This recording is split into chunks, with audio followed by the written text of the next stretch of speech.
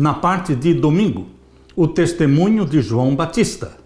Como vimos na lição da semana passada, o Evangelho de João começa com Jesus Cristo, a palavra, o Logos, o Verbo, sua existência eterna antes da criação. No princípio era o Verbo, e o Verbo estava com Deus, e o Verbo era Deus. O Evangelho de João começa afirmando que Jesus é Deus. E no próprio início do Evangelho de João, no mesmo prólogo, João Batista aparece como testemunha de Jesus. Alguns judeus da época esperavam dois Messias, um Messias sacerdotal e outro real.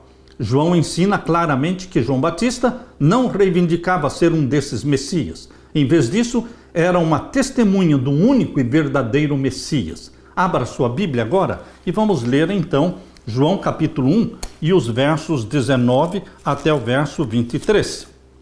João capítulo 1, versos 19 a 23. E este é o testemunho de João, quando os judeus mandaram de Jerusalém sacerdotes e levitas para que lhe perguntassem: quem és tu? E confessou e não negou. Confessou: eu não sou o Cristo. E perguntaram-lhe: então que? És tu Elias? E disse: não sou. És tu profeta? E respondeu: não. Disseram-lhe, pois: quem és? Para que demos resposta àqueles que nos enviaram. Que dizes de ti mesmo? Disse: eu sou a voz que clama no deserto. Endireitai o caminho do Senhor, como disse o profeta Isaías. João Batista tinha uma clara compreensão da missão. Eu sou a voz que clama no deserto. Queridos, os líderes religiosos enviaram sacerdotes e levitas para perguntar a João quem ele era. João nasceu com uma missão específica: ser a voz que clama no deserto e preparar o caminho para a vinda do Messias. Queridos, João foi orientado por Deus através dos seus pais, desde o seu nascimento. Por sua vida e abstinência e simplicidade do vestuário, João deveria constituir uma repreensão para sua época. Daí as instruções dadas aos pais de João, uma lição de temperança dada por um anjo enviado por Deus. Na infância e mocidade, o caráter é extremamente impressionável. Deve ser adquirido então o domínio próprio na mocidade. Exercem-se no círculo da família, ao redor da mesa, influências cujos resultados são duradouros como a eternidade. Acima de quaisquer dotes naturais, os hábitos estabelecidos nos primeiros anos decidem se a pessoa será vitoriosa ou derrotada na batalha da vida. A juventude é o tempo da semeadura. Determina o caráter da colheita para esta vida e para a outra. Este é o capítulo 10 do Desejado de Todas as Nações, página 70. Aqui fala de João Batista em sua missão, preparando o caminho para o primeiro advento de Jesus Cristo. Ao cumprir a sua missão, João Batista estava sendo representante de todos aqueles que hão de preparar o caminho de Jesus para a segunda vinda gloriosa e em majestade. O mundo está entregue à condescendência com as suas próprias inclinações. Abundam erros e fábulas. Multiplicam-se os ardis de Satanás para destruir as almas. Todos quantos querem aperfeiçoar a santidade no temor de Deus têm que aprender as lições de temperança e de domínio próprio. Os apetites e paixões devem ser mantidos em sujeição às mais elevadas faculdades do espírito. É por esta razão que a temperança tem o seu lugar na obra de preparação para a segunda vinda de Cristo, Desejado de Todas as Nações, página 70 do capítulo 10. Segundo a ordem natural, o filho de Zacarias, João Batista, deveria ser educado para o sacerdócio. A educação nas escolas dos rabis, todavia, teria incapacitado João Batista para o cargo. Deus não o mandou para os mestres de teologia para aprender a interpretar as Escrituras. Deus o chamou para o deserto a fim de aprender acerca da natureza e do Deus da natureza.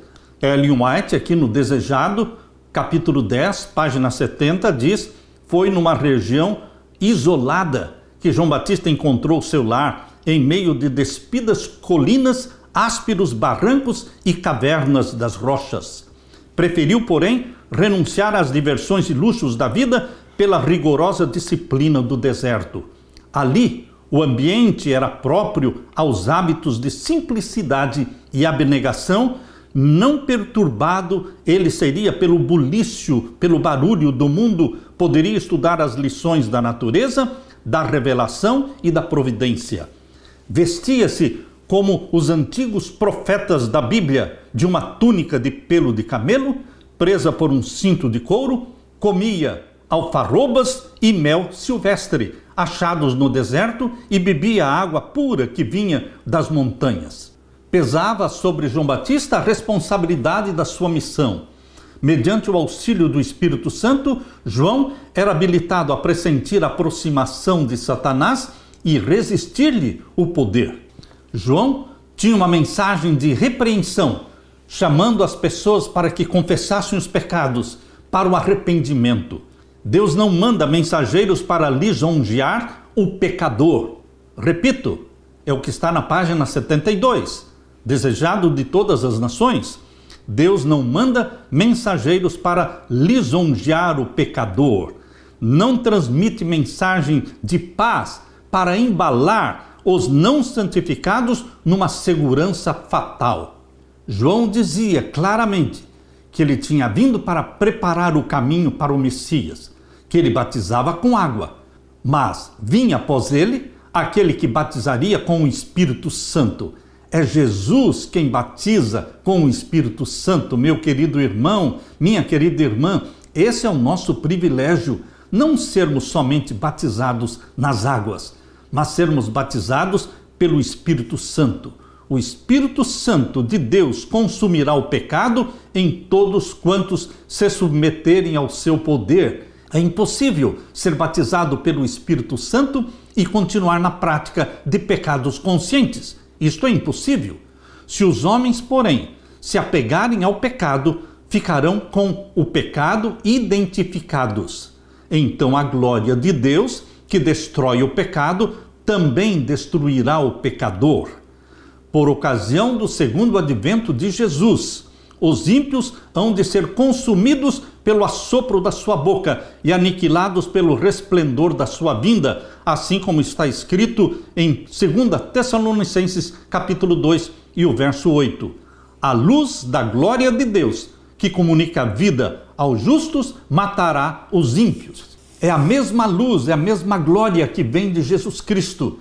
A glória de Jesus Cristo transforma os justos de mortais para imortais, de corruptos para incorruptos, glorifica-os.